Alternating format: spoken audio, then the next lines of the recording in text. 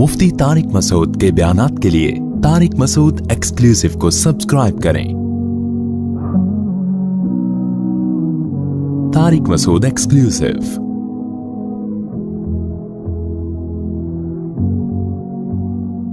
आपको मालूम है पिछले रुकू में अल्लाह ताला ने अपनी नेमतों को बयान किया, बहुत तफसील से अल्लाह ने चौपायों की मिसाल दी, कैसे सूखे चारे से हम दूध निकालते हैं, और फिर अल्लाह ने मिसाल दी कि हम आसमान से बारिशें बरसाते हैं, और कैसे समरात नखील और आनाब, खजूर और अंगूर से तुम कैसे रिस्क बनाते हो, मुख्तलिफ़ चीज़ें बनाते हो। और फिर अल्लाह ने मिसाल दी थी शहद की मक्खी की, कैसे फलों का रस चूसती है और उससे कैसा बेहतरीन मशरूब निकलता है, और कैसे रब के मुसख्खर करदा रास्तों पर चलती है। तो ये सारी मिसालें इसलिए बयान की जा रही हैं अल्लाह की कुदरत साबित करने के लिए, और ये बताने के लिए कि इबादत के लायक और ग़ुलामी के लायक सिर्फ अल्लाह की ज़ात है, उसके साथ किसी को शरीक ना करो। अल्लाह को मानो भी और सिर्फ उसी की मानो, उसके साथ हुक्म में इबादत में कोई शरीक नहीं है। उसी मजमून को अब अल्लाह ताला बेहतरीन मिसाल के ज़रिए समझा रहे हैं। दो मिसालें दी गई हैं इस रुकू में, बहुत ही बेहतरीन मिसाल के ज़रिए मुशरिकीन को समझाया जा रहा है। पहली मिसाल क्या दी है? पहली मिसाल ये दी गई है, वल्लाहु फद्दला बादकुम अला बादिन फिर रिस्क। देखो अल्लाह ताला ने तुम में से बाज को बाज पर फजीलत दी है रिस्क में। किसी के पास बहुत पैसा होता है, किसी के पास नहीं होता। तो जो दौलतमंद लोग हैं वो गुलाम रखते हैं। अरब में गुलामों का बहुत रिवाज था, पूरी दुनिया में रिवाज था। गुलाम का कॉन्सेप्ट ये था कि गुलाम मुकम्मल अपने मौला की मिल्कियत में होता है। गुलाम कुछ भी कमाएगा ना तो वो मौला ही उसका मालिक होता है, गुलाम का अपना कुछ भी नहीं होता। मौला के ज़िम्मे होता है कि बस गुलाम का ख्याल करे, उसके आराम का और उसके खाने पीने का, ये मोटी मोटी चीज़ों का। लेकिन गुलाम खुद जब मौला उसका मालिक है, आका का गुलाम है, तो गुलाम का कोई चीज़ भी अपनी नहीं होती। तो अल्लाह ताला ने इन आयतों में ये बताया कि देखो हमने जिसको रिस्क ज़्यादा दिया होता है वो गुलाम रखता है, तो कभी तुमने ऐसा देखा कि वो अपने गुलामों को रिस्क में अपने साथ शरीक कर लेता हो? ऐसा कभी भी नहीं होता। इस तौर पे शरीक कर लेता हो कि मौला और गुलाम दोनों बराबर हो जाते हो। वजह उसकी है कि जब मौला गुलाम को कोई रकम देगा ना तो मिल्कियत में दे ही नहीं सकता, इसलिए कि अगर वो उसको मालिक बना देगा तो गुलाम मालिक बनता नहीं है। यानी उस जमाने में पूरी दुनिया में एक लॉ था, कानून था कि गुलाम को कुछ भी दिया जाएगा तो मौला ही का होगा। यानी मौला भी अगर गुलाम को कुछ देता है ना तो वो गुलाम उसका मालिक बन ही नहीं सकता, क्योंकि मिल्कियत और गुलामी ये दोनों चीजें जमा नहीं हो सकती। यानी मिल्कियत जो है ना, मिल्कियत कि गुलाम किसी चीज का मालिक हो और वो गुलाम भी हो, ये दोनों चीजें एक दूसरे के बिल्कुल अगेंस्ट थी। तो ये जरूरी है कि जब गुलाम को आप किसी चीज का मालिक बनाएंगे तो उसको आजाद करना पड़ेगा, फिर आजाद आदमी को आप गिफ्ट दे के उसको मालिक बना सकते हैं। गुलाम किसी चीज का खुद से मालिक नहीं बन सकता, क्योंकि गुलामी और किसी चीज का अपनी मिल्कियत में आ जाना ये दोनों एक दूसरे के अगेंस्ट हैं, ये दोनों चीजें जमा नहीं हो सकती। इसकी मिसाल ऐसे है जैसे अरब में आजाद आदमी को गुलाम नहीं बना सकते थे, क्योंकि जो आजाद है वो गुलाम नहीं हो सकता, जो गुलाम है वो आजाद नहीं हो सकता।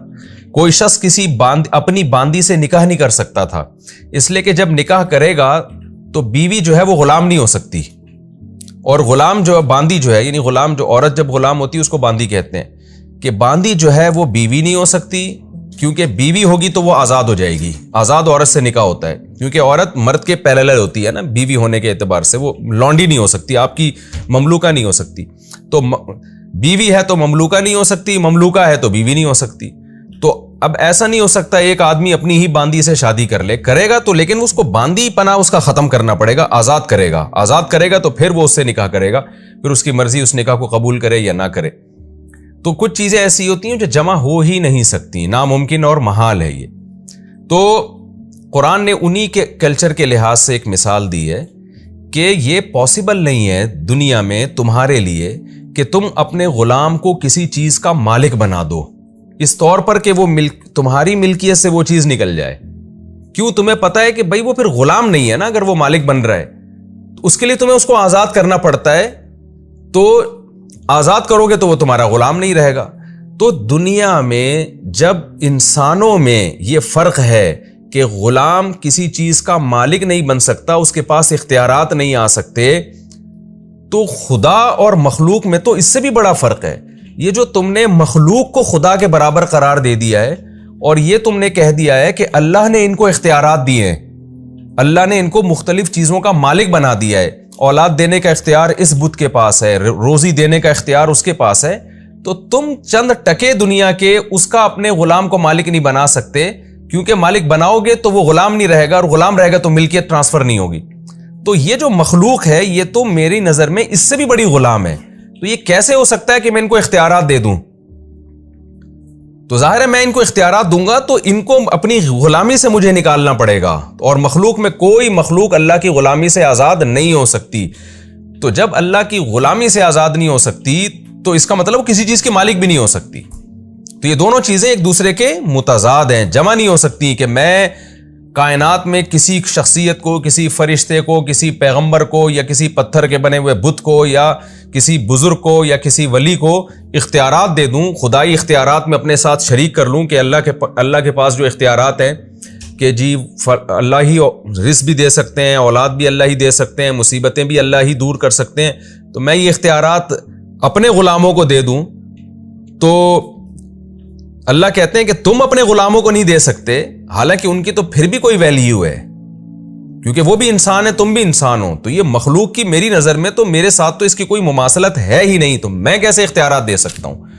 یعنی اس کو کہتے ہیں الزامی دلیل۔ الزامی دلیل اس کی مثال ایسے جیسے کوئی شخص آپ کو آ کے سمجھا رہا ہو کہ آپ ایسا کرو کہ اپنے فلاں ملازم کو نا اپنی آدھی پراپرٹی دے دو، فلاں ملازم کو آدھی پراپرٹی اس کو دے دو، آپ اس کا خیال کرو۔ تو آپ اسے مشورہ دینے والے کو آپ کیا کہتے ہیں کہ یار تو اپنے بچوں کو 25% دے دے، آدھی بھی نہیں، 25% دے دے۔ تو وہ کہتا ہے میں اپنی پراپرٹی اپنے بچوں کو کیوں دوں؟ تو آپ جواب میں کیا کہو گے؟ تو اپنے بچوں کو 25% نہیں دینا چاہتا اور مجھے آرڈر دے رہا ہے کہ میں اپنے ملازم کو آدھی دے دوں، تو یہ کیسی تقسیم کر رہا ہے بھائی تو؟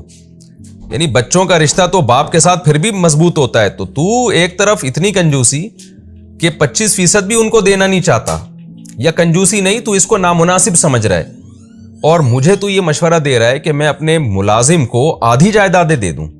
تو اللہ نے اس سے بھی بڑی مثال دی ہے قرآن مجید میں کہ تم غلام کو، تمہیں پتہ ہے ہم کچھ دیں گے، غلام اس کا مالک نہیں بنے گا، کیونکہ ملکیت اور غلامی ایک دوسرے کے بالکل منافی ہیں، اپوزٹ ہیں۔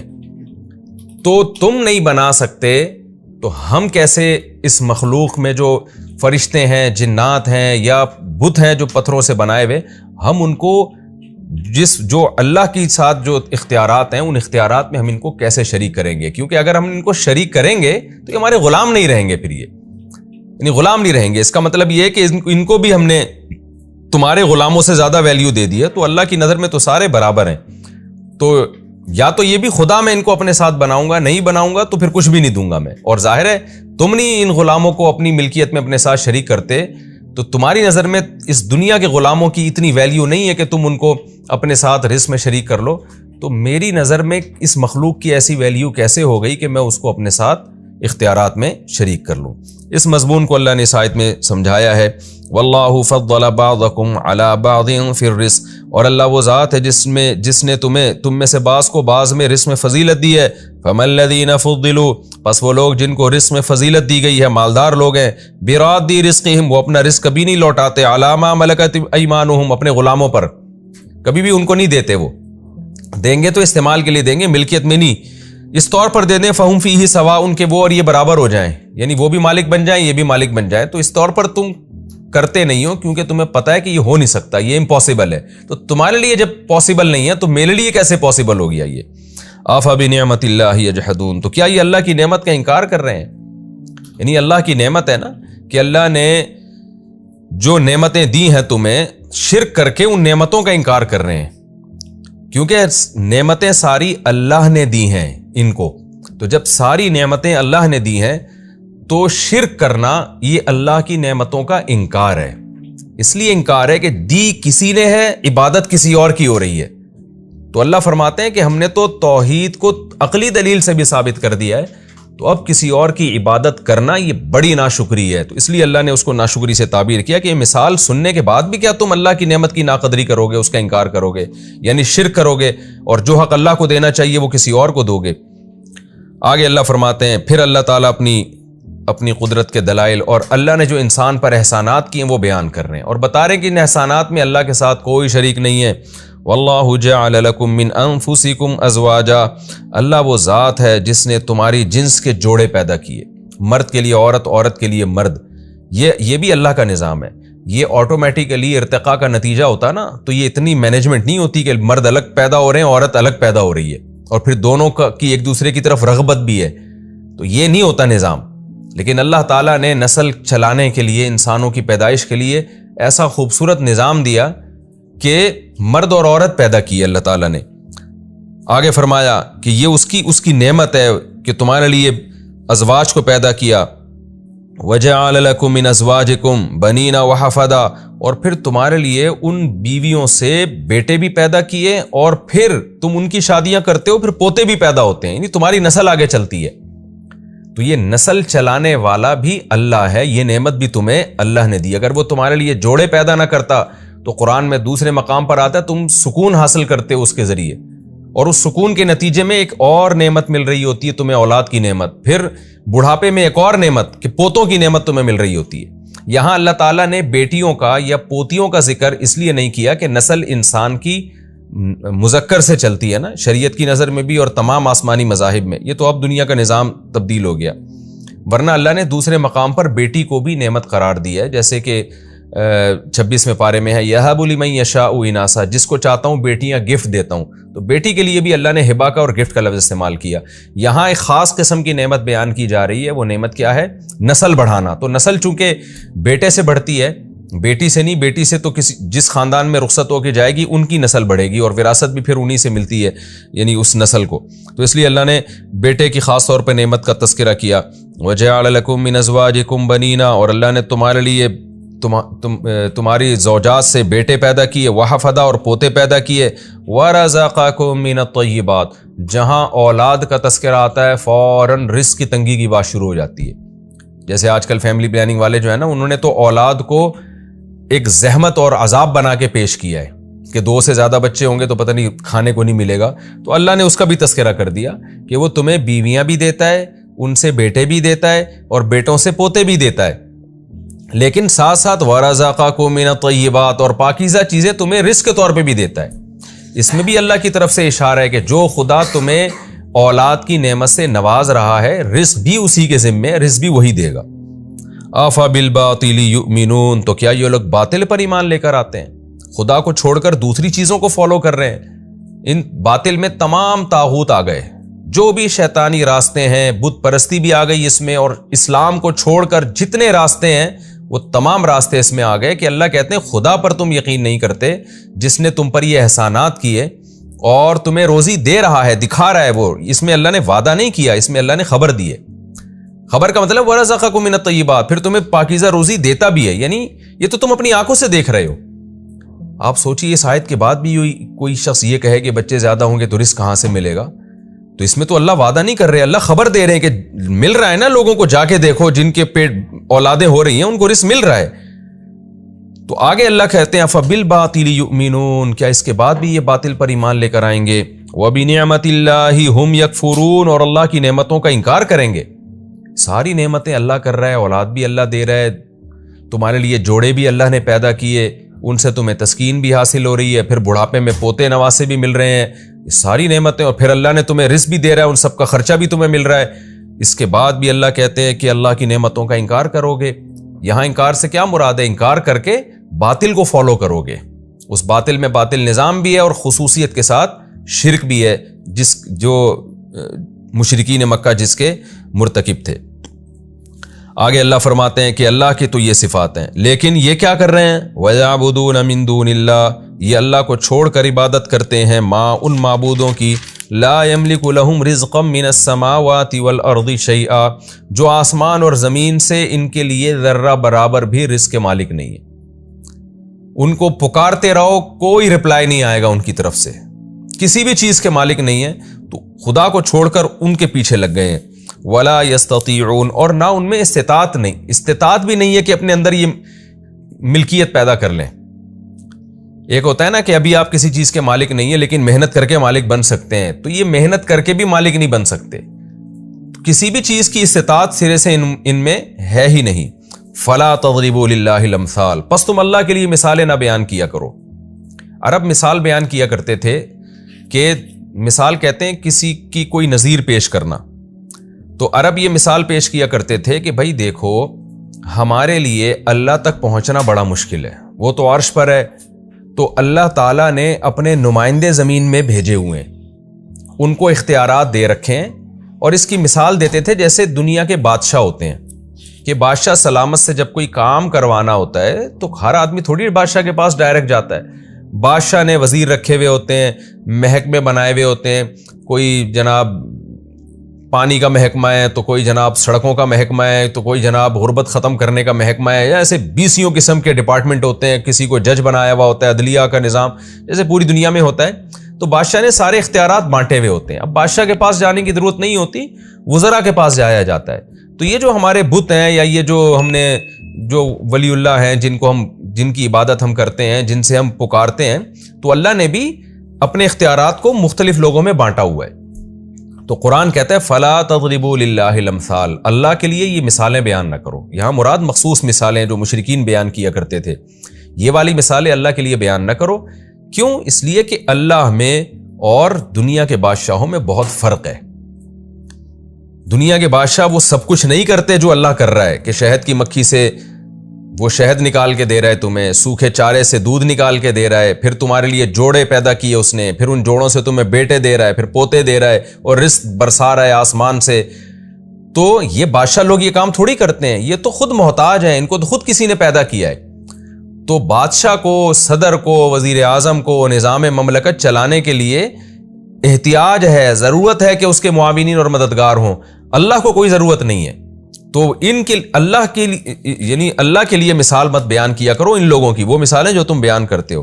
ان اللہ یعلم، اللہ جانتا ہے، وانتم لا تعلمون، تم نہیں جانتے، یعنی اللہ جانتا ہے کہ یہ مثالیں اللہ پہ فٹ نہیں بیٹھتی اور تم یہ بات نہیں جانتے۔ یہاں نہ جاننے کا مطلب ہے اپنی جہالت سے نہیں جانتے، یہ نہیں کہ دلائل نہیں ہے، بلکہ دلائل میں غور ہی نہیں کرتے، غور کرو گے تو تم بھی یہ بات جان جاؤ گے۔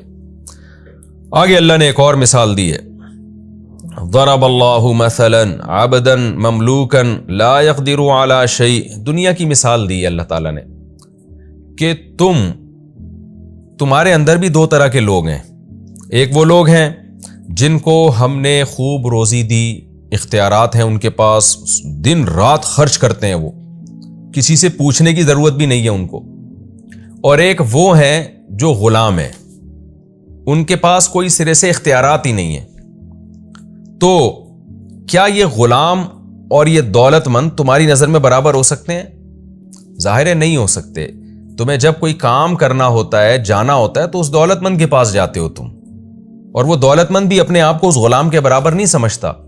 تو یہ کیسے پاسبل ہے کہ حالانکہ دونوں انسان ہیں، غلام بھی اور اس کا آقا بھی، دونوں انسان ہونے کے باوجود تم نے اتنا فرق رکھا ہوا ہے، تو خدا میں اور مخلوق میں تم نے کیسے فرق ختم کر دیا؟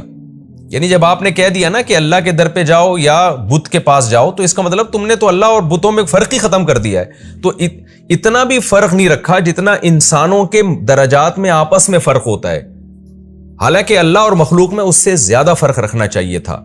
تو یہ بھی ایک خارجی مثال دی گئی ہے جو سوسائٹی میں، معاشرے میں، جو آسانی سے ان کی سمجھ میں آ جائے کہ ہم ان بتوں سے جب دعائیں مانگتے ہیں، وہی دعا ہم اللہ سے بھی مانگ سکتے ہیں، اس سے بھی مانگ سکتے ہیں۔ تو مطلب یہ ہے کہ تم نے اللہ اور بندے میں تو کوئی، یعنی اس بت میں تو کوئی فرق ہی نہیں چھوڑا، تو اتنا فرق تو کم از کم رکھتے ہیں نا جتنا تم اپنے اور اپنے غلاموں میں فرق رکھتے ہو۔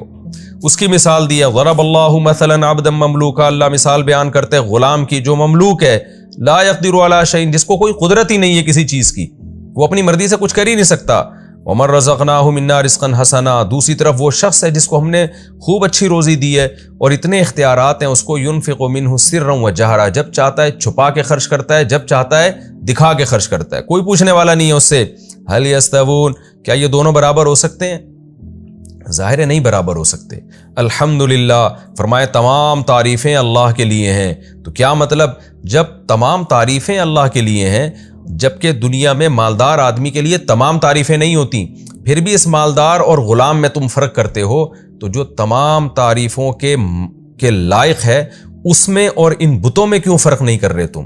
اس میں اور بنی ہوئی مخلوق میں تم فرق کیوں نہیں کر رہے؟ بل اکثرهم لا يعلمون، لیکن ان میں سے اکثر لوگ پھر بھی نہیں جانتے۔ ہونا یہ چاہیے تھا کہ اللہ قابل تعریف تھا تو مخلوق اور اللہ کو ایسا ممتاز اور جدا رکھتے، کہتے بھائی اللہ کے لیے تو کسی مخلوق کی مثال بنتی نہیں ہے، اللہ اور مخلوق میں تو کوئی مماثلت، کوئی جوڑ ہے ہی نہیں، ساری مخلوق ایک جیسی محتاج ہے۔ یعنی ہم اپنے غلام کو اپنے سے جتنا کمتر سمجھتے ہیں، اس پوری مخلوق کو اللہ کے مقابلے میں اس سے بھی زیادہ ہمیں کمتر سمجھنا چاہیے۔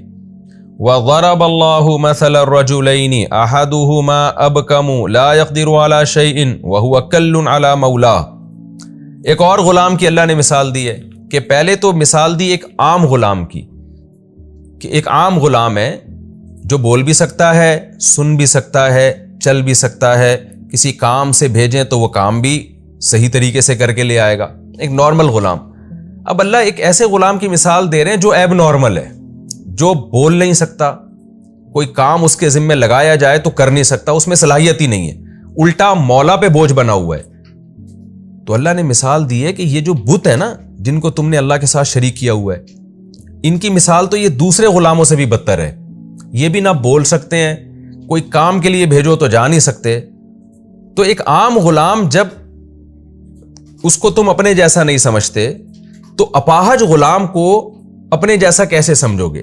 تو یہ جو بت ہے نا، ان کی مثال عام غلاموں کی جیسی بھی نہیں ہے، بلکہ ان کی مثال تو اپاہج غلاموں جیسی ہے کہ ایک غلام اپنے مولا پر محتاج ہوتا ہے، مولا کو کھلانا پڑتا ہے اس کو، کمبخت کو، کہ نہ یہ بول سکتا ہے نہ یہ چل سکتا ہے، الٹا میرے اوپر بوجھ بنا ہوا ہے۔ تو ان بتوں کی بھی تم حفاظت کر رہے ہو، تمہیں ان کی جناب سروس کروانی پڑتی ہے، تمہیں ان کو مینٹین رکھنا پڑتا ہے، یہ الٹا تمہارے اوپر بوجھ بنے ہوئے ہیں۔ تو کیسی بہترین مثالوں سے قرآن جو ہے عرب کے مشرکین کو موٹیویٹ کر رہا ہے اور ان کے جو ہے نا دماغوں کو صاف کر رہا ہے۔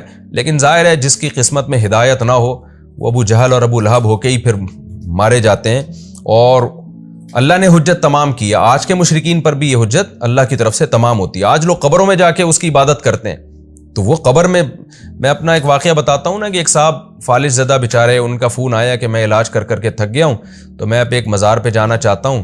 ایک بزرگ کے بارے میں سنا ہے کہ وہ ان کے مزار پہ جو بھی جائے تو وہ ٹھیک کر دیتے ہیں۔ تو میں نے کہا بھائی آپ کا تو آدھا دھڑ فالج زدہ ہے، جس بزرگ کی قبر پہ آپ جا رہے ہو ان بیچاروں کے تو دونوں دھڑ کام نہیں کر رہے، وہ اسی لیے تو ان کو قبر میں دفنایا کہ ان کے دونوں دھڑ کام نہیں کر رہے۔ تو جس کے دونوں دھڑ کام نہ کر رہے ہوں وہ اس کو کیسے ٹھیک کرے گا جس کا آدھا دھڑ تو کم از کم کام کر رہا ہے نا؟ تو بے عقلی کی انتہا دیکھیں، پڑھے لکھے لوگ بھی اس طرح کے شرک میں مبتلا ہو جاتے ہیں۔ انہی باتوں کو قرآن مثالوں سے سمجھا رہا ہے۔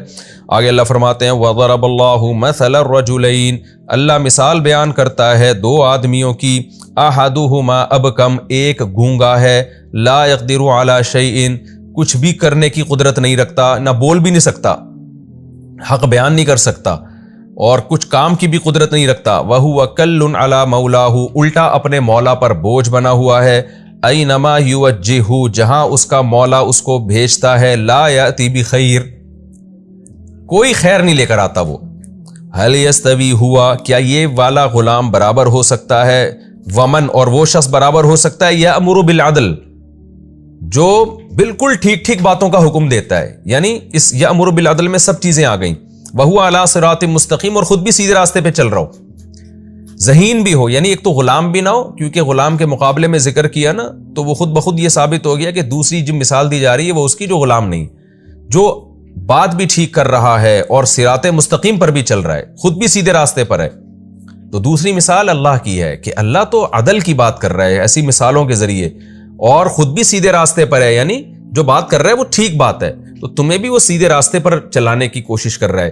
تو کیا انسانوں میں کوئی شخص بات درست کرتا ہو، اس کے تمام حواس صحیح کام کر رہے ہوں اور خود بھی سیدھے راستے پر ہو، وہ انسان اور ایک اپاہج غلام برابر ہو سکتے ہیں؟ ظاہر ہے نہیں ہو سکتے۔ تو خدا اور وہ مخلوق جو نہ بول سکتی ہے، نہ چل سکتی ہے، نہ کوئی کام کر سکتی ہے، بلکہ الٹا تم پر بوجھ بنی ہوئی ہے، تو وہ مخلوق اور خدا آپس میں کہاں برابر ہو سکتے ہیں؟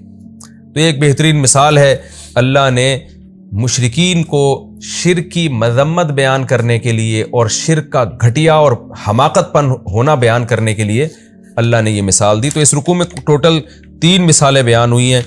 پہلی مثال رزق والی مثال کہ جس کو اللہ روزی دیتے ہیں وہ اپنے غلام کو مالک بنا ہی نہیں سکتا، اس کو پتہ ہے مالک بناؤں گا تو آزاد کرنا پڑے گا، اور آزاد کروں گا تو وہ اور میں برابر ہو جائیں گے، تو اس لیے غلام رکھتے ہوئے نہیں ہو سکتا۔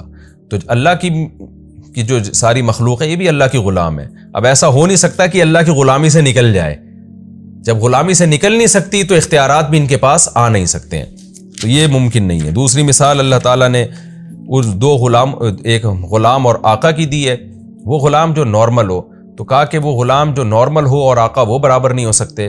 تو تیسری مثال اللہ نے اس غلام کی دی جو غلام بھی ہو اور اپاہج بھی ہو۔ تو یہ گویا پہلے چھوٹی مثال، پھر اس سے بڑی مثال، پھر اس سے بھی بڑی مثال، کہ پہلی والی مثال سے بات سمجھ میں نہیں آئی تو دوسری مثال میں غور کر لو، اس سے بھی نہیں آئی تو تیسری مثال میں غور کرو۔ اور تینوں مثالیں تدریجاً ہیں، یعنی پہلی میں ان بتوں کی برائی ہے، دوسری میں اور زیادہ برائی، اور تیسری میں ایسی برائی کہ جو نہ بول سکتے ہیں نہ چل سکتے ہیں، یعنی اپاہج غلاموں سے بھی بدتر ہیں۔ اس طرح سے اللہ تعالیٰ نے توحید کو بیان کیا اور شرک کی نفی کی۔